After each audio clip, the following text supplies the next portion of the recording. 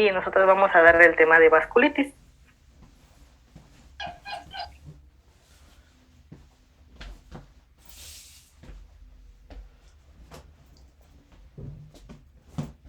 Bueno, como inicio nosotros en esta presentación vamos a abordar en forma general la introducción a este tema, la fisiopatología en una forma general. Después de esto vamos a indagar en la clasificación que se le da a las vasculitis. Estas se van a clasificar en vasculitis de grandes, medianos y pequeños vasos y abordaremos el caso clínico respectivamente. El objetivo de nuestra presentación va a ser conocer las generalidades de las vasculitis más frecuentes de esta clasificación y como objetivos específicos pues vamos a tener que conocer qué son las vasculitis, su definición de estas, describir la clasificación y conocer los mecanismos fisiopatológicos que se llevan a cabo, al igual que conocer las manifestaciones clínicas, el diagnóstico y tratamiento de las vasculitis más frecuentes. Bueno, las vasculitis van a ser un grupo heterogéneo de trastornos que van a estar caracterizados por la inflamación de las paredes de los vasos sanguíneos y que esto va a producir isquemia. Pueden afectar a casi cualquier sistema orgánico y a menudo provocan una morbilidad importante. Las vasculitis también se pueden definir como la presencia de leucocitos inflamatorios en las paredes de los vasos, con daño reactivo a las estructuras murales. Esto genera tanto la pérdida íntegra del vaso, que genera sangrado, como el compromiso de la luz, que puede provocar isquemia y necrosis del tejido. Las vasculitis a menudo son enfermedades graves y en ocasiones mortales que van a requerir un reconocimiento y tratamiento inmediatos. Los síntomas suelen referirse a los de la isquemia que se producen en los tejidos situados a continuación, debido a la lesión vascular y a la trombosis que ocurre, así como a otras manifestaciones constitucionales. Cualquier vaso puede estar afectado, pero muchas de las vasculitis suelen mostrar predilección por tamaños o por lechos vasculares específicos. Existen al menos unos 20 trastornos de este tipo que van a estar diferenciados clínicamente por el tamaño del vaso sanguíneo afectado, su predilección por determinados sistemas orgánicos y los trastornos patológicos que los caracterizan. Aquí en el cuadro amarillo van a ver los puntos clave.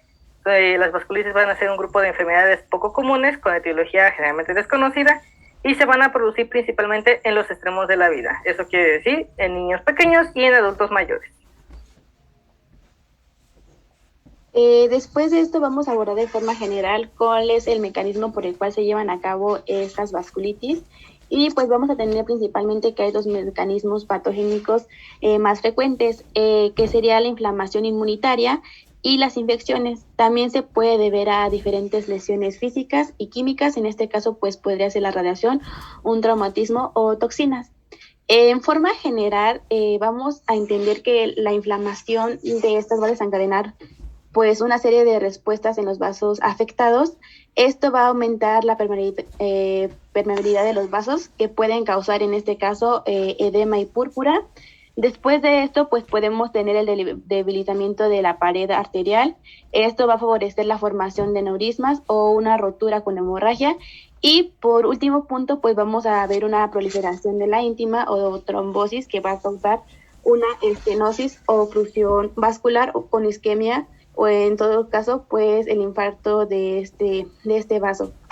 En este proceso de vasculitis vamos a saber que van a haber diversos mecanismos de lesión y pues principalmente van a ser por depósito de complejos inmunes a una respuesta patológica de nuestras células T.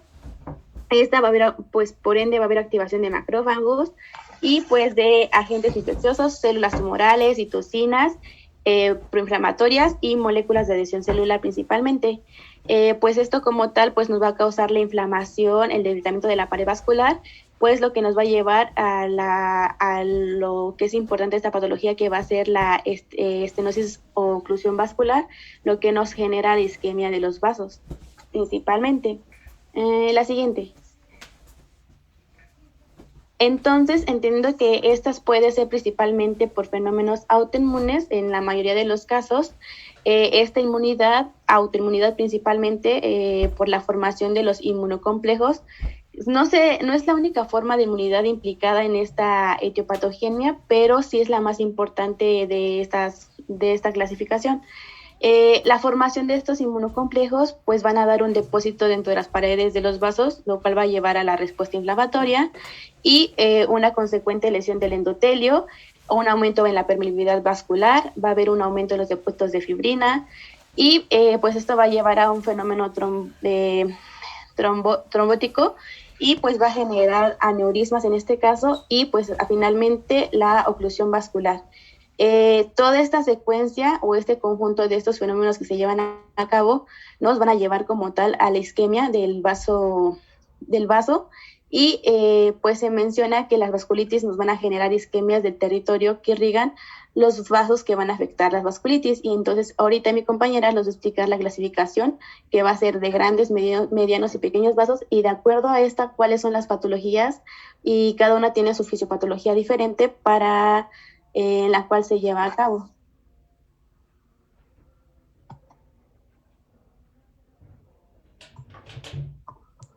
Bueno, ya prosiguiendo con la clasificación, como lo dijo Jimena, pues la vasculitis se pueden clasificar de diferentes maneras. Están las vasculitis primarias y las vasculitis secundarias, como ya lo mencionaron, pues se van a deber a enfermedades subyacentes, ya sea como infecciones, enfermedades malignas o reacciones a medicamentos. Como también lo mencionaron, las vasculitis se pueden clasificar de acuerdo al tamaño de los vasos afectados. Entre los vasos de gran calibre podemos encontrar que se van a afectar principalmente la aorta y sus ramas principales. Entre los de mediano calibre, los vasos esplácnicos, y los de pequeño calibre pueden afectarse los capilares, las arteriolas y las venas. También se pueden clasificar de acuerdo al tipo de vaso sanguíneo afectado, ya sea el sistema circulatorio de venas o arterias, o también se puede clasificar de acuerdo a los cambios patológicos de la enfermedad que ocasiona a los órganos afectados, si hay presencia de autoinmunocomplejos, así como si hay inflamación granulomatosa o presencia de ciertos anticuerpos. ¿Le puedes dar la siguiente, por favor? En general, tenemos que saber que pues hay varios sistemas de clasificación de las vasculitis. Sin embargo, pues la mayoría de estos criterios se formaron o se crearon pues para fines de investigación.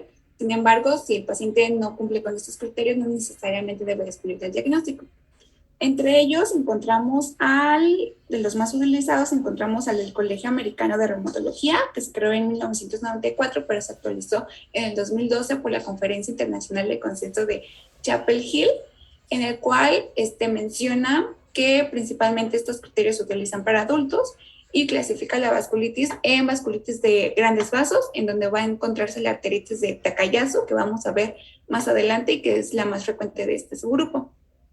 También encontramos la vasculitis de vasos medianos, en la cual encontramos la enfermedad de Kawasaki, que va a ser la más frecuente de este grupo, y la vasculitis de vasos pequeños, en la cual se va a subdividir en dos, en la vasculitis asociada a los anticuerpos de citoplasma de neutrófilos, y la vasculitis de pequeños vasos mediada por inmunocomplejos, en la cual se encuentra la vasculitis por inmunoglobulina A, que va a ser la más frecuente de este subgrupo, que vamos a ver más adelante. ¿Le das a la siguiente, por favor?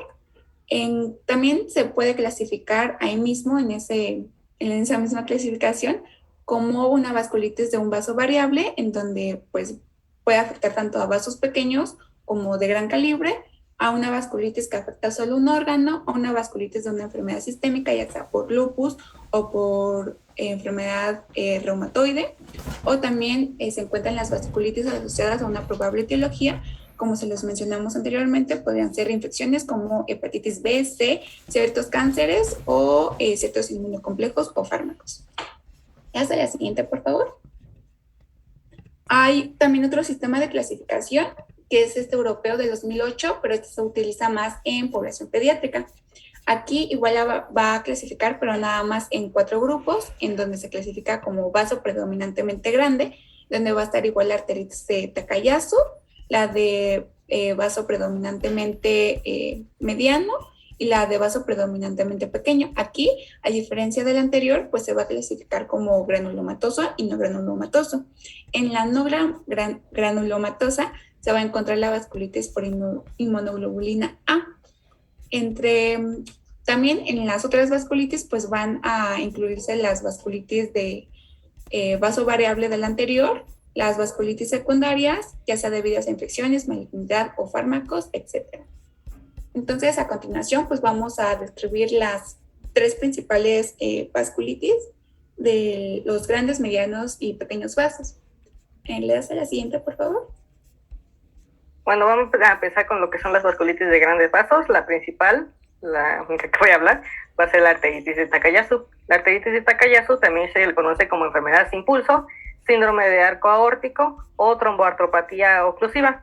Esta fue descrita por primera vez por Mikito Takayasu, que fue profesor de oftalmología en la Universidad de Kanazawa, en Japón, como un caso de vasculitis retiniana con falta de pulso en 1908.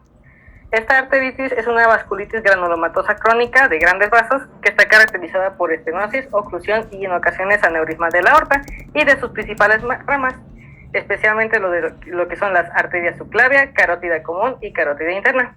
Sin embargo, también puede verse afectados otros grandes vasos, incluidas las arterias pulmonares, así como las arterias coronarias de tamaño medio. El cuadro clínico varía en función de las arterias afectadas y de la gravedad de la inflamación. La arteritis de Takayasu suele seguir un curso insidioso al inicio, pero también puede presentarse con una enfermedad atípica o catastrófica, como la pérdida aguda de la visión o el ictus. La enfermedad es más común en mujeres menores de 40 a 50 años, dependiendo de la bibliografía que se consulte, y es predominante en países asiáticos e hispanos, aunque tiene una distribución mundial. La incidencia estimada es de 2.6 casos por millón de habitantes al año. El origen étnico es un factor muy importante no solo para la frecuencia, sino también para la gravedad y el pronóstico de la enfermedad. Los territorios vasculares afectados van a variar dependiendo de la localización geográfica. Por ejemplo, en Japón y en Europa generalmente se ven afectadas más la aorta torácica y sus ramas, pero en la India la aorta abdominal va a ser la más afectada. Entonces, los puntos clave a recordar es que esta enfermedad es más común en mujeres menores de 40 a 50 años, predomina en países asiáticos e hispanos, es idiopático, o sea, no se conoce la etiología, y afecta a la aorta y a sus ramas principales. Como ya lo mencioné, su etiología es desconocida, pero se ha aceptado que es un proceso inflamatorio que comienza en el vaso vasorum de la adventicia, y esta enfermedad va a abarcar una correlación entre factores ambientales, sobre todo lo que son agentes infecciosos, y antecedentes genéticos en un individuo susceptible. En cuanto a los aspectos inmunológicos, hay diversas investigaciones que han reportado que la inmunidad celular juega un papel importante en el desarrollo del daño vascular. Se ha propuesto que algunos factores estresantes, como lo son las infecciones virales, pueden desencadenar lo que son los trastornos del sistema inmunológico, como un proceso inflamatorio progresivo donde las células T van a participar en la lesión de los tejidos vasculares. Aquí, las células TH1 van a inducir la activación de macrófagos y la formación de células gigantes, y van a contribuir a las lesiones inflamatorias mediante la activación de neutrófilos. Las células T y los macrófagos van a invadir la capa externa de la media y van a progresar desde el lado adventicial hasta el lado intimal del vaso. Las células T gamma delta y las células NK van a interactuar a través de un receptor llamado NKG2D con las células del músculo liso vascular y van a generar citotoxicidad utilizando perforinas. Las células T activadas van a liberar el factor de necrosis tumoral alfa e interferón gamma, que van a promover la activación prolongada de monocitos. Esto va a inducir la formación de granulomas. En los pacientes con arteritis de Takayasu también se van a observar con frecuencia niveles elevados de citocinas inflamatorias, como lo son la interleucina 6, 8, 9, 17 y 18. El resultado de esta respuesta inmune es un engrosamiento de la íntima secundario al depósito de mucopolisacáridos, células musculares lisas y fibroblastos. Las células elásticas van a ser sustituidas por fibrosis y esto va a generar un engrosamiento de las 3 capas del vaso. El progreso crónico puede provocar calcificación, estenosis vascular, la oclusión y el aneurisma del vaso. En cuanto a aspectos genéticos, lo que es el HLA, o también como le pueden llamar el antígeno leucocitario humano, sobre todo el antígeno leucocitario humano B52 es la región HLA más significativa asociada a esta enfermedad, sobre todo en pacientes asiáticos. Curiosamente, este alelo también se relaciona con una mayor incidencia en anomalías de la pared del ventrículo izquierdo, con regurgitación aórtica y un inicio más temprano de la enfermedad.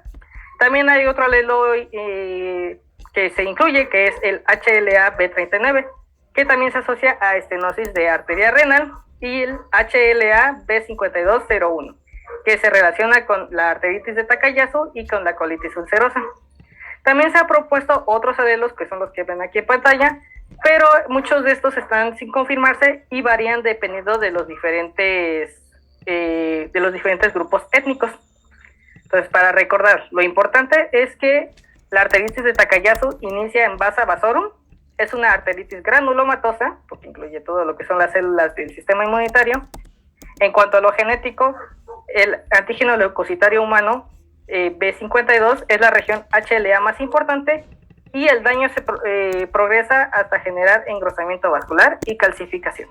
Hasta aquí no hay ninguna duda. ¿No? ¿Nada? Bueno. Pues parece que todo bien. En cuanto a su cuadro clínico, la arteritis de Takayasu se divide en dos fases o estadios clínicos.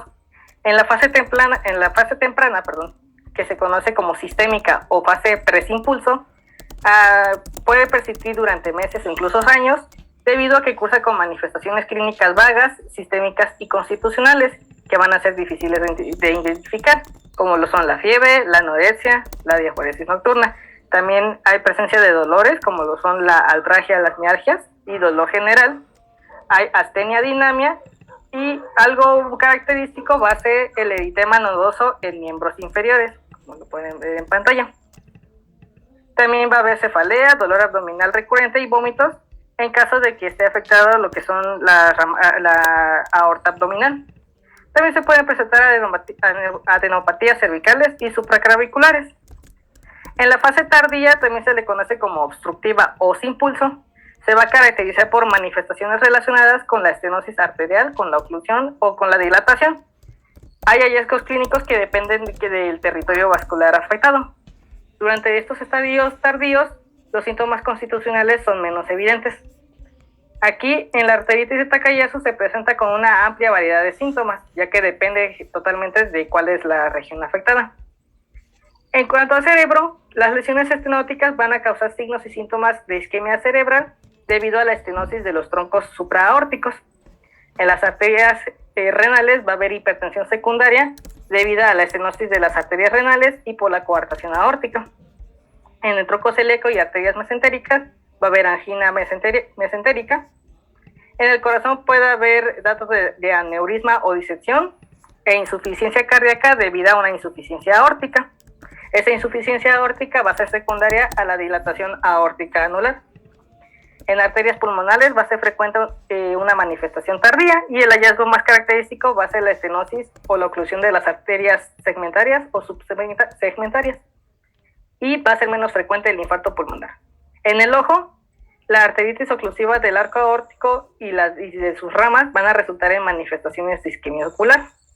Y la retinopatía de Takayasu va a ser la manifestación ocular más característica.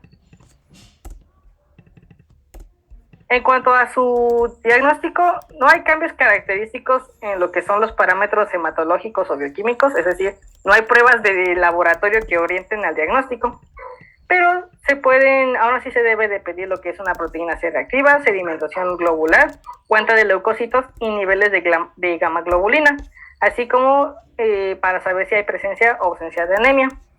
Se deben de evaluar marcadores inflamatorios y también se deben de observar marcadores para trombosis, como lo son el fibrinógeno, el factor de agregación plaquetaria, los tiempos de tropombina y los tiempos de tromboplastina. En la evaluación inmunológica puede revelar un incremento de inmunoglobulinas IgG e IgA y un aumento de componentes del complemento, como lo son C3 y C4. Dado el tamaño y a la localización de los vasos afectados, el diagnóstico no se puede realizar por biopsia, se tiene que realizar por pruebas de imagen. Aunque la prueba de imagen clásica es la arteriografía, esta ha caído en desuso y últimamente se ha usado más lo que es la angioresonancia magnética, la tomografía computarizada y la tomografía por emisión de positrones. Estas pruebas de imagen van a mostrar estenosis u oclusiones arteriales y dilataciones postestenóticas. Aquí se puede ver lo que son los criterios de clasificación de la arteritis en edad pediátrica. Esta clasificación y la clasificación que da el Colegio Americano de Reumatología son muy similares, tanto para adultos como para niños. La única diferencia es que aquí, en la clasificación para niños, se utiliza reactantes de fase aguda, que es lo que se muestra aquí como número 5. En cambio, para los adultos se toma en cuenta la edad, que sean menores de 40 años. Pero en general, para su criterio de clasificación o su criterio de diagnóstico, van a ser los mismos puntos. Tiene que estar obligatoriamente una anomalía angiográfica, ya sea por angiografía, tomografía o resonancia. Tiene que haber un pulso arterial disminuido o claudicación. Debe haber una diferencia de tensión arterial en las extremidades. Tiene que haber presencia de soplos, de hipertensión y de hipertensión arterial. En cuanto a su tratamiento, el objetivo principal va a ser inducir y mantener la remisión de la enfermedad. El tratamiento médico con glucocorticoides combinados con antihipertensivos y antiagregantes plaquetarios han demostrado una buena eficacia en la mayoría de los casos. El tratamiento general también se puede basar en pulsos de glucocorticoides combinado con fármacos inmunosupresores para inducir la remisión y en utilizar dosis bajas de corticoides e inmunosupresión en base como terapias de mantenimiento. Clásicamente lo más utilizado es el metotrexato. Los agentes biológicos, como lo son los inhibidores de factores de necrosis tumoral y la terapia de anti-interleucina 6, se han utilizado con una eficacia variable. El 50% de los casos de arteritis van a requerir procedimientos de revascularización, como lo puede ser la angioplastía o la cirugía derivativa, debido a la hipertensión vasculorrenal grave o una afección crítica de las arterias carótidas, vertebrales y coronarias. Estos procedimientos deben realizarse con una vasculitis en remisión, ya que no se recomienda la colocación de stents debido a un alto índice de reestenosis. En cuanto a su pronóstico, la arteritis de Takayasu se asocia a una importante morbilidad y mortalidad en pacientes jóvenes. Las tasas de mortalidad varían dependiendo de la localización geográfica, de la edad de debut, o sea, a qué edad empezaron los síntomas, y tiene peor pronóstico aquellos pacientes menores de 5 años. También depende de la gravedad y de la extensión de las lesiones, de la estrategia de tratamiento y el tiempo de seguimiento. Pero la arteritis de Takayasu tiene una tendencia a progresión a estenosis y a recurrencias.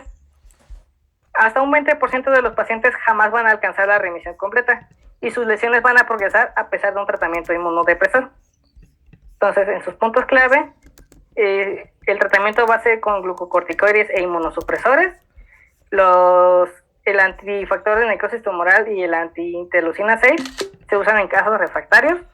Se puede usar angioplastía o cirugía derivativa y esta enfermedad tiene una morbilidad alta pero mortalidad baja.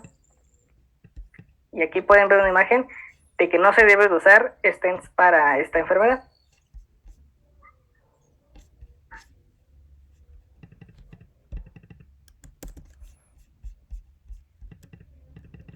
Bueno, vamos a comenzar con la siguiente patología que va a ser la vasculitis de vasos medianos. En este caso, la que va a predominar o la más frecuente es la enfermedad de Kawasaki, que está como va a afectar las arterias de tamaño mediano o pequeño y pues va a haber una proliferación de la íntima y un infiltrado de los vasos o células mononucleadas. Se menciona que esta es una enfermedad benigna de curso agudo y de carácter sistémico principalmente y está autolimitada. Y pues es importante porque tiene complicaciones potencialmente peligrosas para la vida de los pacientes pediátricos principalmente. Esta enfermedad, la etiología como tal, se menciona que aún es desconocida. Muchos estudios han intentado identificar como tal un agente causal para esta patología, pero no se han identificado definitivamente ningún agente, ya sea viral, bacteria, fúngico o un parásito. Tampoco, se menciona que puede deberse principalmente a una respuesta inmunitaria a uno o más agentes infecciosos en este caso. La siguiente.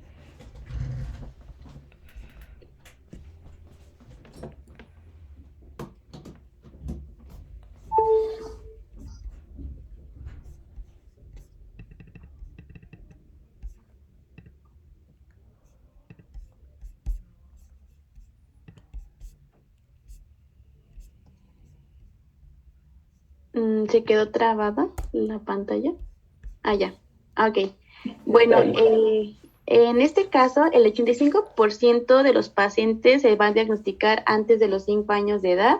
Se menciona que es 2 veces más frecuentes en los niños que en niñas y es la principal causa de enfermedad cardíaca adquirida en niños de países desarrollados. Se menciona que el 50% de los casos se va a presentar en pacientes menores de 2 años y en el 80% de los casos van a ser pacientes menores de 5 años principalmente. Como tal, la fisiopatología de esta enfermedad o lo que los estudios han revelado, si recordamos, la arteria coronaria normal se compone como tal de 3 capas. Si recordamos, se compone de una capa, de una túnica íntima, de la túnica media y de la túnica adventicia, como se ve en la primera imagen. La íntima pues se va a componer principalmente de células endoteliales. Si recordamos, la capa media se va a componer de células de músculo liso y la adventicia va a estar compuesta de tejido conjuntivo laxo. En esta enfermedad, las arterias, la arteritis necrosante se desarrolla en las primeras 2 semanas de la enfermedad y pues se va a asociar con infiltración neutrofílica. Esto va a destruir gradualmente la íntima, la media y algunas porciones de la adventicia de la arteria coronaria. En esta respuesta pues van a participar diferentes procesos inmunológicos, en este caso las células T, la CD8, la inmunoglobulina A y las células plasmáticas, los monocitos y los macrófagos pues van a componer como tal este infiltrado inflamatorio durante esta arteritis crónica. Estas células como tal van a liberar citocinas proinflamatorias. Si recordamos, estas citocinas proinflamatorias pues van a ser el factor de necrosis tumoral alfa, la interleucina 1 beta, la interleucina 12, el interferón gamma y en algunos casos la interleucina 6. Esto va a contribuir como tal a una proliferación de las miofibroblastos luminales en los que los miofibroblastos, principalmente derivados de las células del músculo liso, como recordamos, y los productos de la matriz, pues van a obstruir como tal la luz progresivamente de la arteria coronaria, como se ve en la última imagen principalmente, que es como se va a llevar a cabo esta enfermedad. La siguiente, por favor. En general, las manifestaciones clínicas que van a presentar esos pacientes, si recordamos, va a ser una enfermedad sistémica y en el 100% de los casos, la mayoría de los pacientes va a predominar un cuadro de fiebre de 5 o más días que van a estar presentes. Estas temperaturas pues van a ser superiores a 39 centígrados y va a presentar también esos pacientes exantemas en el 95% de los casos, cambios en extremidades, eritemas, edemas y descamaciones, conjuntivitis, lesiones orales, adenopatías y en el 25% de los pacientes van a provocar aneurismas de las arterias coronarias. Vamos a tener aquí 3 periodos. Va a haber un periodo febril agudo que va a durar 10 días principalmente. Después de esto vamos a pasar a un periodo subagudo que va a durar de 2 a 4 semanas. Y vamos a tener por último la fase de convalescencia, donde aquí en esta fase donde se van a resolver los síntomas principalmente. La siguiente, por favor. Entonces, en el examen físico de estos pacientes vamos a tener varios puntos importantes. En este caso, vamos a tener un exantema polimorfo, morbiliforme, confluente, no va a ser vesiculoso, y esto se va a padecer principalmente en la mayoría de los casos en la mayoría de los pacientes. También es importante saber que vamos a ver la inyección conjuntival bilateral, que va a ser no exudativa, como en la primera imagen. Vamos a encontrar lesiones orales con eritema, vamos a encontrar fisuras y formación de costras en los labios, como se muestran en la imagen A y B. Este eritema difuso orofaringio, o también llamada la lengua de fresa o aframbuesada, van a ser lesiones patognomónicas de esta enfermedad. Vamos a encontrar también descamación periungual y otros niveles en la región perineal. Vamos a encontrar también algo importante aquí, son los surcos transversos a lo largo de las uñas de los dedos, también llamadas las líneas de Biau, que estas principalmente se menciona que van a aparecer hasta la fase de convaleciente de esta enfermedad.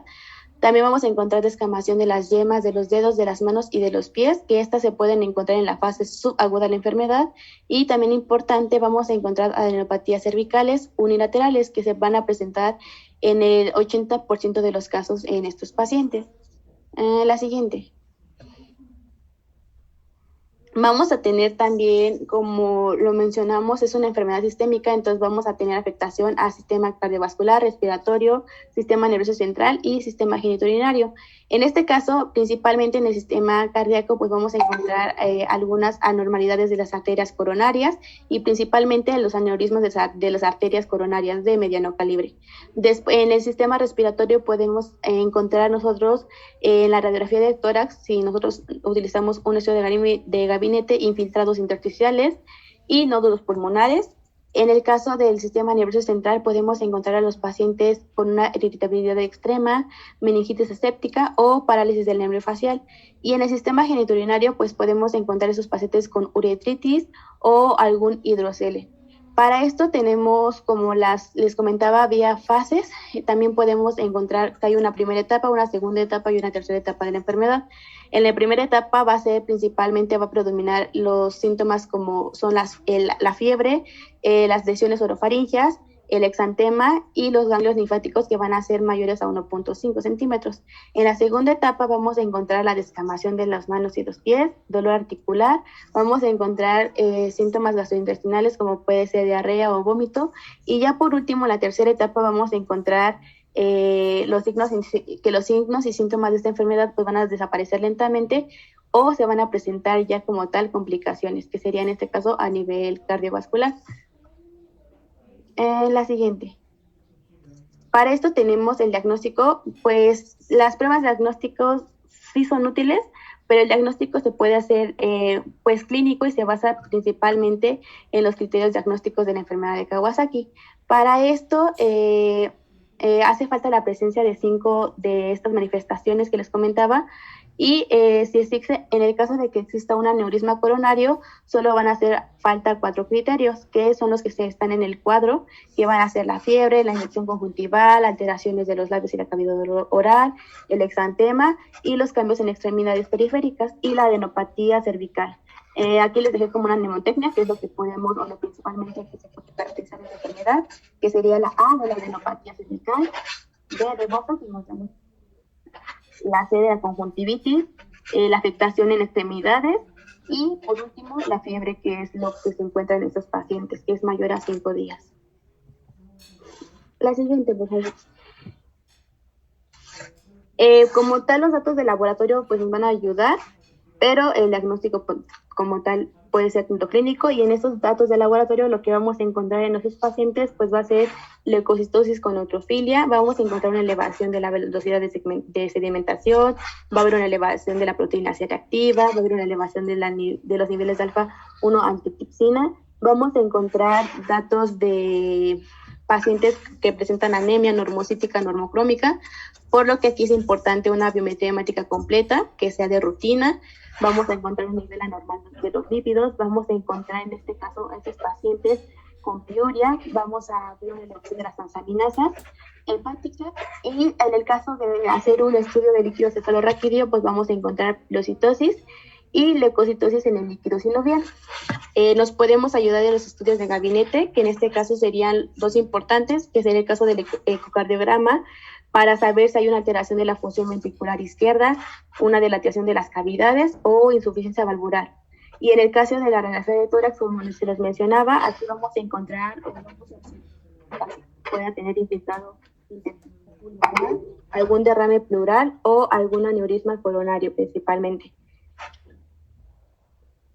Y ya por último de esta enfermedad vamos a hablar del tratamiento, que en general pues el objetivo del tratamiento primero va a ser reducir la fiebre del paciente y los cambios inflamatorios agudos que tenga este paciente. También el objetivo de este tratamiento principalmente va a ser reducir la activación plaquetaria y prevenir principalmente las secuelas cardíacas, que es lo importante. El tratamiento se va a basar en la administración de ácido acetil salicílico en la dosis que me está en la pantalla, y también vamos a, esta dosis va a ser de 100 miligramos sobre kilogramo peso al día. Van a estar divididos en 4 dosis durante el periodo febril inicial, que suele ser este periodo inicial entre 2 a 3 días, y después de la disminución vamos a bajar esta dosis a 3 a 5 miligramos kilogramos peso durante 6 a 8 semanas. También se va a hacer uso de la gamoglobulina intravenosa, que va a ser en dosis de 400 miligramos kilogramo peso. Y en este caso, si se menciona que si este tratamiento es precoz en los días iniciales de la enfermedad, pues el riesgo de desarrollar como tal un aneurisma coronario va a disminuir significativamente hasta en un 20%. Si no se produce una respuesta con ese tratamiento, pueden administrarse pulsos de metilpredsonolona. En este caso es cuando hay una resistencia a la inmunoglobulina, y en este caso este tratamiento se va a hacer acompañado también de esos esteroides, que es pulsos de metilpredsonolona, y también puede hacerse cargo, bueno, en este caso de que tampoco los tratamientos funcionen, pues vamos a hacer uso de inmunodepresores como la ciclofosfamida en los casos ya más radicales, para que sean medicamentos alternos o alternativas a este tratamiento de esta enfermedad, pero principalmente vamos a ocupar el tratamiento de primera línea, que sería la gamoglobulina endovenosa con ácido detilsalicílico. Bueno, ya por último, en las vasculitis de los pequeños vasos vamos a ver a la vasculitis por inmunoglobulina A, que esta también se conoce como una púrpura o vasculitis de Henoch-Stone o púrpura anafilactoide. Esta es una enfermedad aguda autoinmunitaria mediada por inmunoglobulina A, que se va a caracterizar por el depósito en la piel, las articulaciones del riñón, el tracto gastrointestinal y en menores ocasiones los pulmones y el sistema nervioso central, por lo que va a causar una vasculitis generalizada. Es la principal vasculitis sistémica que se va a dar y tiene un carácter autolimitado. Se presenta mayormente en la población pediátrica, en los niños. El 75% de los casos se presenta en los niños de 2 a 11 años y su pico de incidencia máxima es de los 4 a los 7 años. En los niños tiene un ligero predominio por el sexo masculino, pero en los adultos tiene igual la incidencia en el sexo. Por lo regular se encuentra mayor incidencia en otoño y invierno, esto porque el 75% de los casos se va a deber a va a seguir a una infección de vías respiratorias. En cuanto a la raza, va a tener una mayor incidencia en la raza asiática que en la raza caucásica y la africana. ¿Le puedes dar a la siguiente, por favor? Tiene es una enfermedad autoinmune, por lo que va a tener un carácter multifactorial. Para no andar repitiendo lo que ya dijeron mis compañeros anteriormente, pues van a influir también factores genéticos, ambientales, de infecciones. Entre estos, como ya se los mencioné, la infección que más se ha reconocido es por estreptococo del grupo A, sin embargo también puede ser ocasionado por salmonela, adenovirus, entre otros virus. También puede ser debida a ciertos fármacos, principalmente antibióticos o ciertas vacunas como de cólera o del sarampión. En general, se dice de que todos estos factores pueden contribuir a que haya una glicosidación anormal de la inmunoglobulina A del isotipo 1. Como recordarán, pues hay 2 isotipos, sin embargo la 1 es la que en este caso tiene importancia. Esto va a ocasionar de que de cierta manera, pues el sistema inmunológico vaya a reconocer a esta esta inmunoglobulina A de forma normal, se va a volver autorreactiva, por lo que el sistema inmunitario pues va a querer destruir, atacar a esa parte anormal. Entonces, como la inmunoglobulina A autorreactiva se está depositando en los órganos que ya les mencioné anteriormente, como es la piel, los riñones, los pulmones y todos esos, entonces pues va a andar desencadenando una respuesta inmunitaria que va a ocasionar una vasculitis leucocitoclástica con todos los factores y fasiopatología que ya lo mencionó Jimena al inicio de la presentación. Entonces, todo esto pues, nos va a contribuir a que se presenten las manifestaciones clínicas de la enfermedad, así como sus complicaciones. ¿Le das a la siguiente, por favor? En cuanto a las manifestaciones clínicas, tenemos que tener en cuenta que existe un un pródromo típico, que consta de anorexia, fiebre que no supera los 38 grados centígrados y el dolor de cabeza, que por lo regular están antecedidos a la infección de vías respiratorias altas en un 75% que se presenta de entre 1 a 3 semanas antes. Después de este pródromo existe ya las manifestaciones clínicas características de la enfermedad, que cuenta con una tetrada clásica que consta de púrpura palpable, sin trombocitopenia ni coagulopatía, de una artritis o una artralgia, dolor abdominal y nefropatía. Aquí los puntos importantes es de que estos síntomas no siempre se presentan, y si no se presentan, pues no excluyen la enfermedad, pero también pueden presentarse otros síntomas de los otros sistemas afectados. Entre las manifestaciones cutáneas, son las primeras que se empiezan a manifestar. El exantema es el primer signo de la enfermedad que se presenta y es el sello característico de la enfermedad. Se presenta del 95 al 100% de los casos, y si no se presenta primero o no se presenta después, no excluye la enfermedad. Este exantema, ¿le puedes dar un clic, por favor? Se va a presentar como ronchas eritematosas maculares o urticarianas, que van a tener una distribución simétrica, que va a estar localizada principalmente en las áreas dependientes de la gravedad o la presión, o sea, principalmente en los miembros inferiores, así como se muestra en la imagen de la derecha. En los niños pequeños se puede presentar el exantema en las nalgas, y en los niños no ambulatorios en la cara, tronco y extremidades superiores. Este exantema por lo regular mide de 2 a 10 milímetros de diámetro. Conforme va progresando la enfermedad, por ahí de 12 a 24 horas, este exantema confluye y se forman equimosis, petequias y una púrpura palpable, pero ya de un color más oscuro, que llega a medir hasta 2 centímetros. ¿Le das un clic, por favor? Todas estas lesiones, otro por favor, pueden presentarse en etapas simultáneamente, y todas esta lesión también, en el caso de que haya recurrencias de la enfermedad, se van a localizar en el mismo sitio donde se presentó la primera lesión. ¿Le puedes dar otro clic, por favor? Bueno, cambiar. También otra lesión cutánea va a ser el edema subcutáneo. Este, por lo regular, va a estar en áreas periorbitarias y dependientes en los niños menores de 3 años, pero en los adultos puede presentarse en el dorso de la mano. Entre las manifestaciones articulares, que son las segundas más frecuentes que se presentan, van a ser la artritis y las artralgias. En las articulaciones, en la exploración física, por lo regular las vamos a encontrar hinchadas, sensibles, dolorosas y con limitación del movimiento.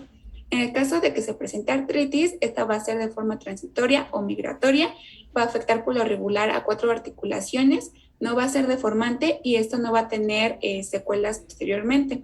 Por lo regular, estas manifestaciones se encuentran en las articulaciones de los miembros inferiores, principalmente en las articulaciones de las rodillas y los tobillos. En cuanto a las manifestaciones gastrointestinales, son las terceras en su aparición. Pueden ir desde un carácter leve hasta uno grave. Pueden ir desde náuseas, vómitos, dolor abdominal de tipo cólico difuso, también sangrado gastrointestinal, melena, obstrucción intestinal, pancreatitis y isquemia. En cuanto a las manifestaciones renales, aquí es importante recalcar que entre mayor sea la edad del paciente y pues mayor va a ser su presentación y mayor va a ser su morbimortalidad. Se puede presentar como hematuria, proteinuria, glóbulos rojos en cilindros y síndrome nefrótico, o también pueden presentarse hasta el 2% como una insuficiencia renal terminal. Otras manifestaciones que ya son más raras van a ser la uveitis, la uretritis, la disfunción pulmonar, el priapismo, convulsiones, ataxias, encefalopatías, etc. ¿Le puedes dar la siguiente, por favor? En cuanto al diagnóstico, principalmente es clínico y no necesita otros estudios, a menos que sea una presentación atípica o se quiera confirmar que de verdad es ese diagnóstico, o que se quiera escribir otros diagnósticos. Entonces, en esos casos, pues se mandan a hacer ya más estudios de laboratorio y biopsias, etcétera. Nada más de que, pues, por lo regular sí se mandan a hacer exámenes de laboratorio, pues, para poder evaluar la función renal del paciente, porque es de las mayores preocupaciones. En estos estudios, por lo regular, el paciente suele presentarse normal, sin embargo, también pueden haber algunas excepciones. Por ejemplo, en la biometría hemática puede presentar leucocitosis con eosinofilia y el volumen de sedimentación globular elevado. Los tiempos de coagulación o estudios de complemento llegan a veces a presentarse disminuidos, puede haber sangre oculta en heces, puede haber anormalidades en la función renal, también puede haber, encontrarse la inmunoglobulina A sérica elevada, al igual que la amilasa, y dímero de plasmático elevado. También, entre otros estudios de gabinete, se pueden mandar a realizar son ultrasonidos, radiografías, tomografías, pero esto es más que nada para andar evaluando pues las complicaciones o para ver, excluir otros diagnósticos. ¿Le puedes dar la siguiente, por favor? En cuanto a la biopsia, por lo regular se hace contra el órgano afectado, principalmente lesiones de la piel o del riñón, y no se manda a hacer a todo mundo, nada más por lo regular es para confirmar el diagnóstico, si es que lo quieres confirmar, o para, o cuando se presenta una presentación atípica, pues confirmarlo. En cuanto a la histología, pues vamos a encontrar la vasculitis leucocitoclástica con predominio de depósito de inmunoglobulina A en los capilares papilares de la dermis o en las células mesangiales en el caso del riñón. ¿Le das a la siguiente, por favor? En cuanto a los criterios diagnósticos, se van a ocupar estos que son los europeos. Y aquí dice que a fuerza el criterio obligado debe ser la púrpura. Esta, por lo regular, es palpable, como se los mencioné, o puede presentarse también con petequias. Debe estar de predominio en los miembros inferiores y no debe estar asociado a trombocitopenia. Eso es demasiado importante. Y si es atípico, entonces se debe de confirmar con la de la biopsia. Y aparte de la púrpura, debe de presentarse al menos uno de los siguientes, puntos, que es el dolor abdominal, como se lo mencioné, era difuso, tipo cólico, de inicio agudo, y también podía asociarse a intususpección, que es una invaginación intestinal o sangrado intestinal. También debe de haber artritis o artralgias, con las características ya mencionadas anteriormente. También debe de haber compromiso renal, como proteinuria o cilindros eritrocitarios. Y la histopatología, pues con las características que ya se las había mencionado anteriormente. Entonces, para el diagnóstico con estos criterios, pues nada más es la púrpura y uno de los demás. Tiene una sensibilidad del 100% y la especificidad del 87%. Y en cuanto al tratamiento, como es autolimitada, por lo regular tiene una resolución espontánea a las 8 semanas. Sin embargo, el tratamiento principalmente es de apoyo, consta de hidratación, suspensión de los estimulantes antigénicos, así como la monitorización de las complicaciones tanto abdominales o renales. El tratamiento es principalmente sintomático, consta de analgésico y se puede dar AINES como paracetamol o naproxeno en los casos de que el dolor sea leve a moderado, y los corticosteroides se reservan para los casos donde el dolor es más grave, y consta de prednisona de 1 miligramo por kilogramo al día por 2 semanas y después se disminuye. En cuanto al tratamiento de las complicaciones, pues ahí ya se necesitaría más como hospitalización, que sería pues la enfermedad renal o las isquemias intestinales o los sangrados. Entonces eso ya se tratarían aparte.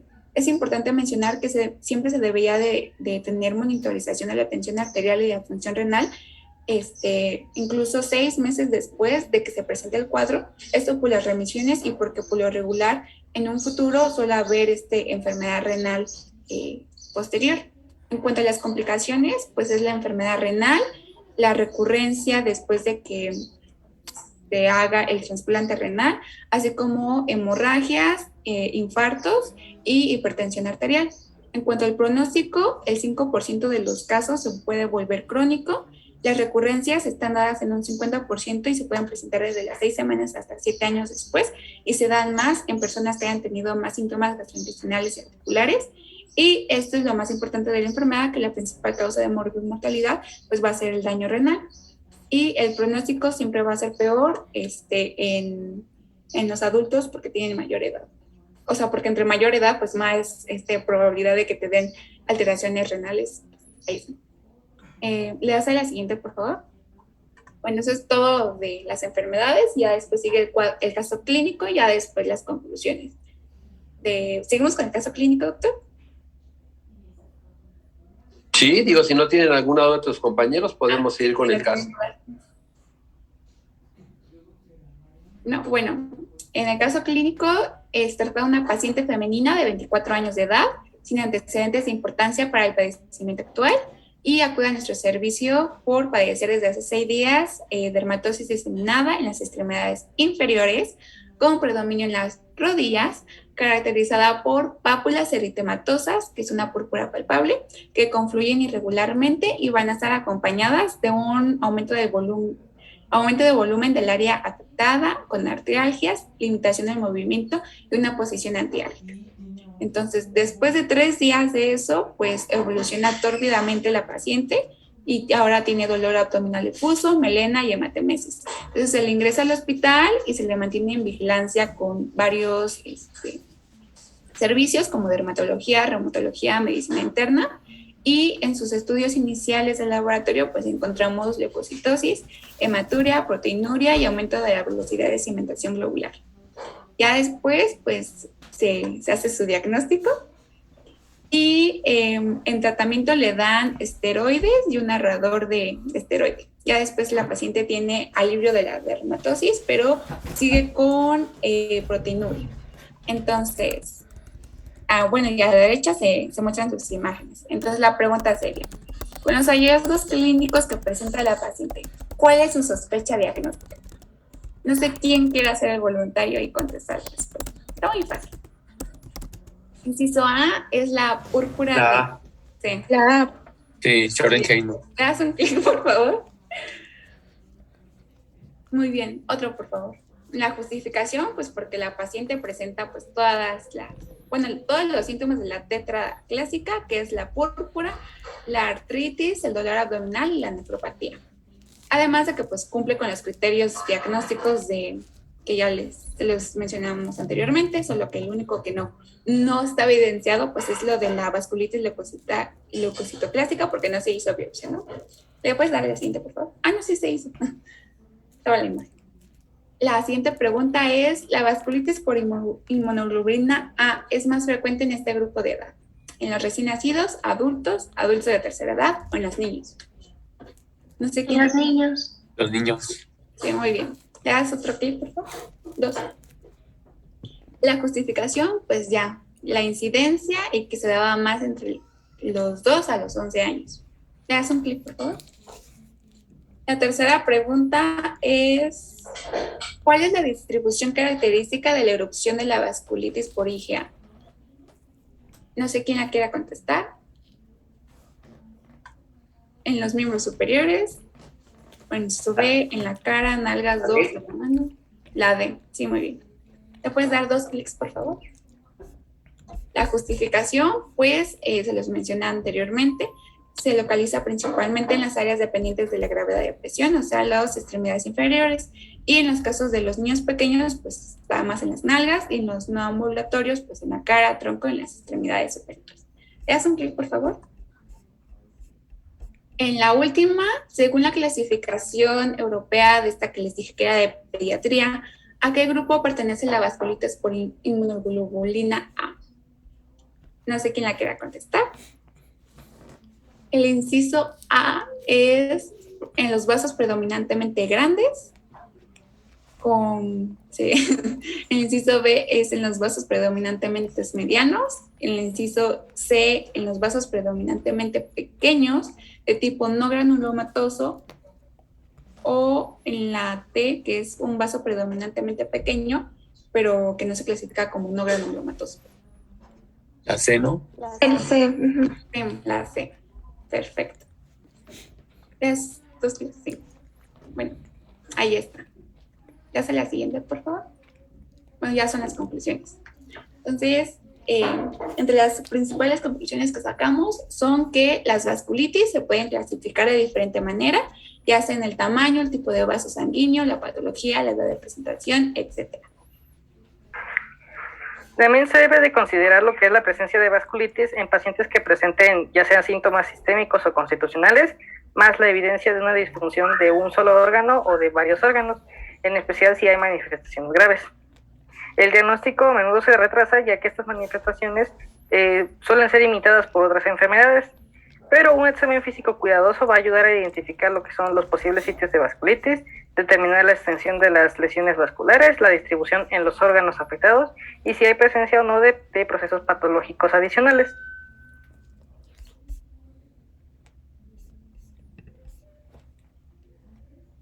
También tenemos que tomar en cuenta que el diagnóstico de estas vasculitis a menudo pues, puede retrasar las manifestaciones clínicas y puede ser emitidas por otras enfermedades con los diagnósticos diferenciales que ésta tenga. Tenemos que hacer un examen físico cuidadoso y determinar los sitios afectados, determinar la extensión de las lesiones vasculares que tenemos, dónde están distribuidas estas enfermedades, los órganos que están afectados y la presencia de estos procesos patológicos. También es importante en el examen físico de las vasculitis que tenemos que tomar en cuenta que cada una pueden ser diagnósticos diferenciales, como lo comentaba mi compañera, dimos las 3 principales enfermedades de cada clasificación. Sin embargo, es importante identificar en el examen físico. Nos podemos ayudar de las pruebas de laboratorio. Estas pruebas de laboratorio principalmente van a ser para identificar el grado de afectación de los órganos y identificar si hay alguna complicación o alguna otra enfermedad. También es importante el examen de biopsia del tejido afectado para un diagnóstico, pero muchas vasculitis en este caso no se es posible realizarlas, una biopsia. También tenemos la evaluación del paciente con estas lesiones cutáneas sospechosas de vasculitis. Se va a dirigir principalmente a abordar preguntas importantes en esta enfermedad, como puede ser si estamos ante un caso de alguna vasculitis, cuál va a ser la causa de estas y si va a haber algún órgano involucrado, caso para saber si va a haber posibles complicaciones en estas patologías. Y ya sería todo, doctor. Bueno, ¿alguna duda, algún comentario para sus compañeras?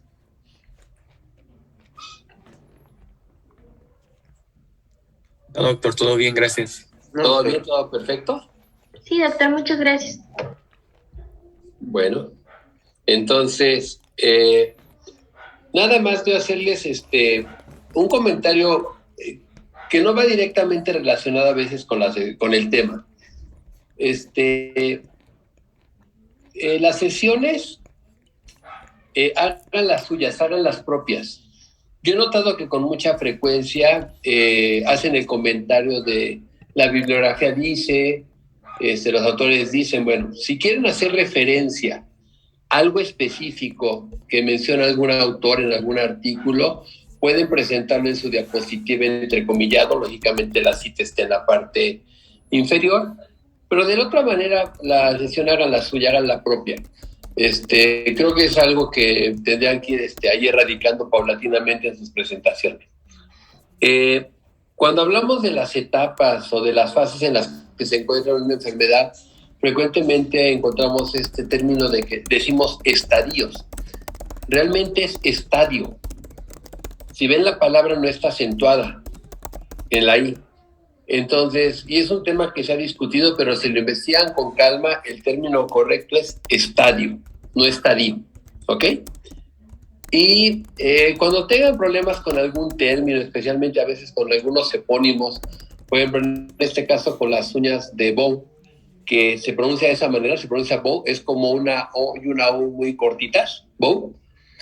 Pero si no saben cómo se menciona, se puede, de acuerdo a nuestras reglas gramaticales, lo pueden pronunciar tal y como está escrito, ¿no? Pueden decir las líneas de Beau y no pasa nada, ¿ok?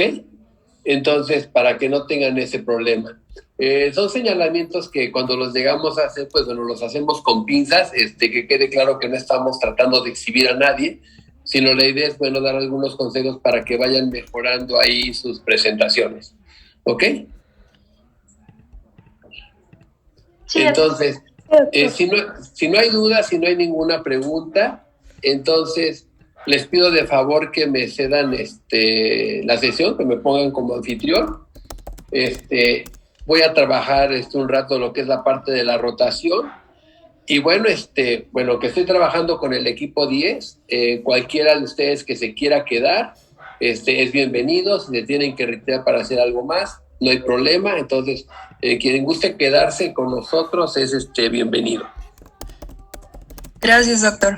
Ok, y Gracias, bueno, doctor. el día de mañana, pues depende igual déjenme checar cómo andan mis tiempos, del día de mañana, y ya igual me programo, ver en qué horario manejaríamos la exposición, de que es la de dermatomiositis, polimiositis, y en qué horario veríamos la rotación, ¿ok? Sí, doctor. Doctor, gracias. No, ustedes que la pasen bien.